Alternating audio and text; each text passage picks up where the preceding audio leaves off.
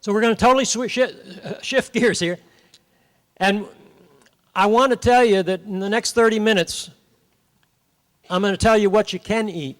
Don't you dare leave until I finish, or you'll have nothing to eat the rest of your life. And I'm also going to share with you how God put self-healing into each one of our bodies and how to tap into it so we can heal almost any physical problem that we've got. But the first thing I want to deal with is the subject of temperature. Temperature. Temperature determines life and death. For instance, if a person runs a fever of 104, do we get concerned? Yes. What if the temperature goes up to 106? We get extremely upset, don't we? You may not know why we get upset, but let me tell you. We get upset because at 107 degrees Fahrenheit, brain cells start to scramble and die. And when the internal temperature gets to 108, that person is usually dead. Life and death with just a few degrees of variance are determined. I was driving around Detroit, Michigan some years ago, doing some seminars, and I was listening to a local radio newscast. And they were telling about a mother who hastened home from the shopping spree with her 3 children because she didn't want to miss the beginning of the soap opera. As she pulled in the yard, it was time for the soap opera to begin, and she didn't want to miss the beginning, so she jumped out of the car, leaving the 3 kids behind on a very, very hot July day. She remembered them 90 minutes later. When she came out to the car, she found that the 2 children who could walk had gotten out of the car but closed the door behind, and this little one strapped into the car seat was in this inferno. The child was still alive and still breathing, and she rushed the child to the hospital. Internal temperature 107. The child lived, but suffered permanent and severe brain damage. And they were talking about bringing criminal charges against the mother for neglect. About a month later, same hot conditions, driving around Pittsburgh, Pennsylvania, almost identical scenario comes over the news, only this time when the mother comes out, the child is unconscious, still breathing. She rushed the child to the hospital, internal temperature 108, and the child died.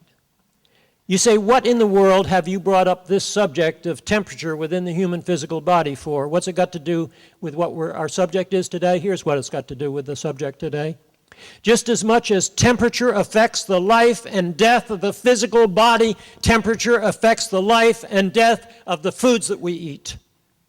At 107 degrees Fahrenheit, enzymes, that's the life force within the living plants, starts to break down. By 122 degrees Fahrenheit, my friends, all enzymatic activity has ceased, and that what was once a living food, raw food, has now become a dead food.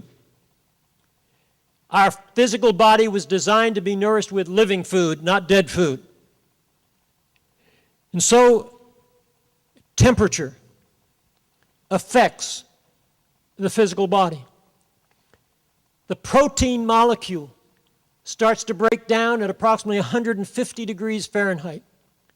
By approximately 160 degrees Fahrenheit, the molecular structure of the protein has been totally deranged. Let me give you an example. Take a raw egg, and before it hits a hot fry pan, there's a yellow yolk and a clear jelly surrounding it.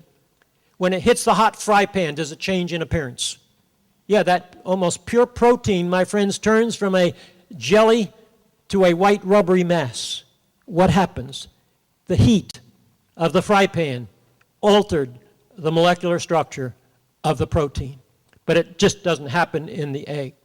Back in the 1920s, the zookeepers thought they could economize by buying up the leftover cooked meat from the restaurants and serving it to the zoo animals, and they were dying. You ever been to a zoo and seen them feeding the carnivorous animals? Do they get the flesh raw or cooked? Always raw. It's got to be raw if they're going to keep them alive. Look at nature. How many carnivorous animals in the wild cook the flesh before they eat it? I mean, can you imagine a lion holding a giraffe over a volcano to prepare it for the evening meal? It is the most bizarre thing. Temperature. Almost everything we put in our bodies on the standard American diet, we kill before we put it in. We destroy the life force before we put it in. Are you aware that the temperature of boiling water is 212 degrees Fahrenheit? That's a lot above 122, where enzyme activity ceases. You say, but I steam my vegetables. I keep more of the nutrients that way. What's the temperature of steam? 212. But you say, I cook in a slow oven. Where do you start a slow oven, ladies? 225, 250, and it goes up from there? Any homeschool moms here today? We usually have some. Yes, we've got some homeschool moms here today. They're a little bashful. Here's a little experiment you can do with your kids when you get home to explain some of the thoughts that we've shared today. Go to the store and buy 5 raw carrots. Bring them home, cut the top off the first raw carrot, put it in a shallow basin of water, and watch it grow. It'll grow. It's alive. Take the other 4 carrots, and we're going to cook each one by a different heat source. We're going to boil one, bake one, steam one, and microwave one. Now we're going to take each one of those cooked carrots out of their heating sources, cut off their tops, put them in shallow basins of water, and watch them grow. Do you think they'll grow? No, they will not grow. Why will they not grow?